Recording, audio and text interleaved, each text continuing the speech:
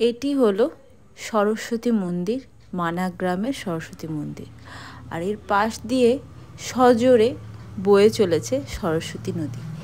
এই নদীটি এই উৎপত্তি স্থল থেকে 1 থেকে 2 কিলোমিটার পর খুব একটা দৃশ্যমান হয় না। কি অদ্ভুত, তাই না? তারপর আমরা চলে গেলাম স্বর্গরোহিণী দ্বারের দিকে। এই রাস্তা দিয়েই পঞ্চপাণ্ডব তাদের স্বর্গে যাওয়ার যাত্রা শুরু করেছিলেন। এখানে পঞ্চপাণ্ডবের মূর্তিও তোমরা দেখতে পাবে। আর এই পথ কিন্তু চলে যাচ্ছে বসুধরা ওয়াটারফলসের দিকে।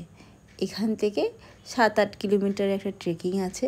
অনেকেই তোমরা এই ট্রেকিংটাও করতে পারো।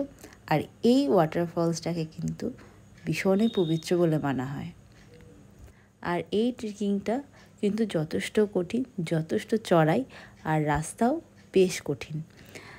ঠিক এরকমই রহস্যময়ী অনেক কিছু নিয়ে কিন্তু এই মানা গ্রাম, যাকে ভারতবর্ষের সর্বপ্রথম অথবা সর্বশেষ গ্রাম হিসেবে মানা হয়।